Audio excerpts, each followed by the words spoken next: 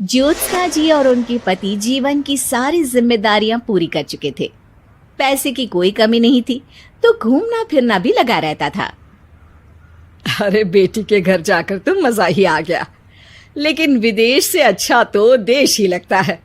अब मन को चैन मिला। अरे लेकिन वहां की औरतें देखिए, कितनी फिट, स्मार्ट और चमकती हुई। आदत से तो बाज नहीं आओगे आप। अरे मजाक कर रहा हूँ यार। अच्छा मैं जरा बाजार होकर आता हूँ। पति बाजार जाता है, जहां उसे एक अजीब सी दुकान दिखाई देती है। अरे ये क्या बात हुई? अंदर आओ 50 के, बाहर निकलो 40 के। हम आपकी 10 साल उम्र कम करते हैं। अरे ऐसा क्या करते हैं भला? जरा अंदर जाकर ही देख लेता हूँ। अंदर एक सुंदर सी लड़की खड़ी होती है। सुंदरी जी, ये क्या दुकान है? जरा जादू हम पर भी तो चला दीजिए। यस सर, आपको हमारी एग्जीक्यूटिव एक डेमो के लिए अंदर ले जाएगी। आप अंदर जाएंगी तो आप खुद ब खुद समझ जाएंगी। पति अंदर जाता है, जहां सेल्स गर्ल मिलकर पति को नकली बाल, नकली दांत, रंग बिरंगी कपड़े के साथ रंगीन चश्मा लगा देती है। देखिए, अब खुद को शीशे पे देखिए और बताइए सर। हाय दयो, ऐसे तो मैं किसी हीरो से कम नहीं लग रहा। दे दो, सारा सामान पैक कर दो। पति खुशी खुशी वहां से निकल जाता है। घर आकर वो सारा सामान छुपा देता है। फिर अगली शाम, सुनो मैं वॉक पर जा रहा हूँ। इस वक्त? अरे नाती पोतों को वीडियो कॉल करके बात तो कर लो। अब हाँ, आकर करता हूँ ना, पक्का पक्का। पति बाहर जाकर सारा मेकअप करता है और मार्केट में घूमता है, जहां उसे एक स्मार्ट सी महिला दिखती है। क्या आपको मुझसे कोई काम है? नहीं, आप तो बहुत हैंडसम हैं। थैंक्स। वैसे आप भी कम नहीं है। वैसे क्या उम्र होगी आपकी? लगता कितने का हूँ? 40 के तो पूरे लगते हैं। अब क्या था, 50 साल के पति को कोई 40 का बोल दी तो। वैसे तो कम का हूँ, लेकिन टेंशन के कारण थोड़ा उम्र में बड़ा देखने लगा हूँ। ओह सच्ची? आप 40 के पूरे नहीं हो? अरे छोड़िए ना, चलिए मैं आपको कॉफी पिलाता हूँ। यहाँ की कॉफी काफी शानदार होती है।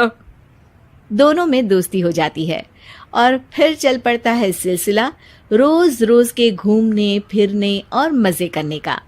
अब सारा दिन पतिदेव फोन पर। अरे नाश्ता तो कर लीजिए, क्या सारा दिन फोन पर लगे रहते हैं? अरे यार जरूरी काम कर रहा हूं मैं। रिटायर हो, पेंशन मिलती है, कोई काम नहीं है, फिर कौन सा जरूरी काम आन पड़ा आजकल? अरे एक प्रोजेक्ट के सोशल नेटवर्किंग का काम है, उसी पर काम कर रहा हूँ। ठीक है, चलो अब नाश्ता कर लो, देर हो रही है। पति अपना नकली सारा सामान बिस्तर के पास छुपा कर सोता, सुबह चुपके से पहनकर बाहर जाता और घर आने पर उतार देता। एक दिन पड़ोसन कहती है, अरे ज्योत्सना बहन, तुम लोगों के घर कोई हैंडसम सा आदमी रहने आया है क्या? अरे कहाँ यार, मैं और ये दो ही तो लोग हैं घर में।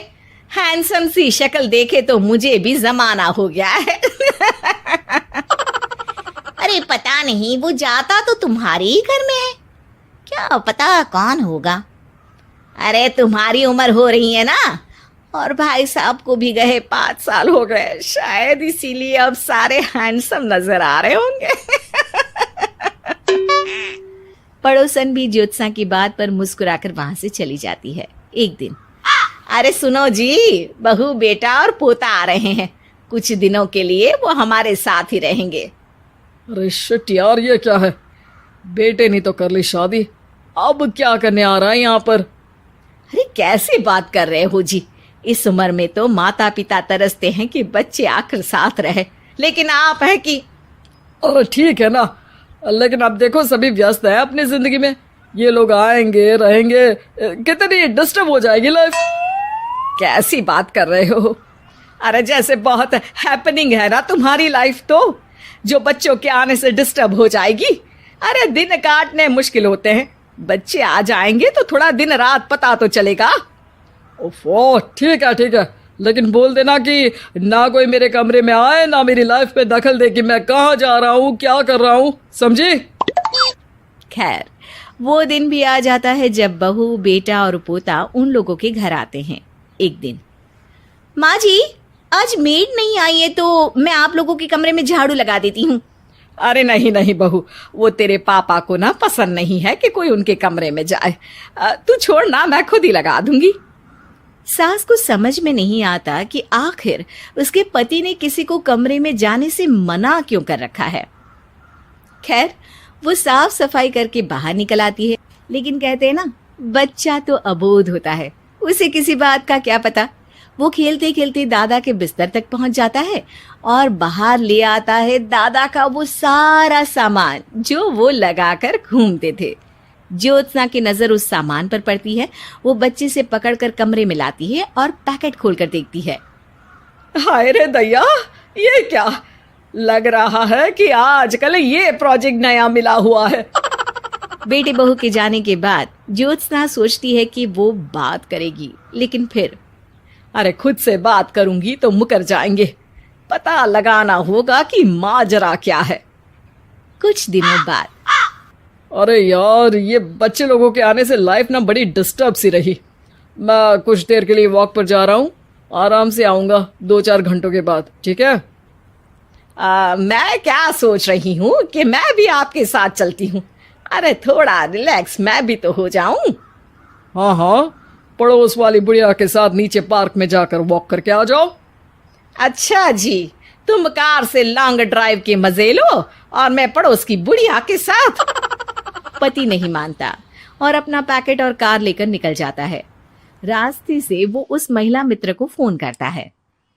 हाय ब्यूटीफुल, मैं कुछ दिनों के लिए आउट ऑफ कंट्री था, आज आ गया तो सोचा तुमसे मिल लूं। हाँ, क्यों नहीं, क्लब में आ जाओ। पति क्लब में पहुंचता है, सारा नकली सामान चिपका भी लेता है, लेकिन उसे पता नहीं होता कि ज्योत्सना ने सबका गोंद निकाल दिया है। ओ बेबी, मैंने आपको बहुत मिस किया। मैंने भी। लेकिन वो जैसे ही हंसता है, उसके नकली बाल गिरकर हाथ में आ जाते हैं, जिससे उसका सर गंजा दिखता है। ओ ये क्या? तभी उसका दांत भी हाथ में आ जाता है और ज्योत्सना के पति का सारा बुढ़ापा उसकी दोस्त के सामने आ जाता है। हे भगवान, अंकल जी, कौन है आप? कैसी बात कर रही हो अंकल? मैं तो तुम्हारा दोस्त हूँ। अरे पर हो तो अंकल ही ना। नकली दांत, नकली बाल और क्या क्या नकली है। पति को गुस्सा आ जाता है।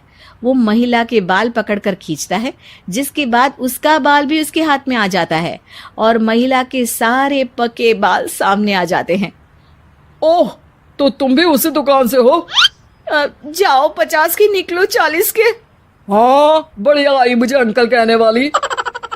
लेकिन ये समझ में नहीं आ रहा कि मेरे बाल और दांत बाहर कैसे आ गए। तभी वहां ज्योत्सना आ जाती है। जी, मेरी वजह से। चलिए इन आंटी जी को नमस्ते कहिए, फिर घर चलते हैं और वहां मैं बनाऊंगी आपको 40 का।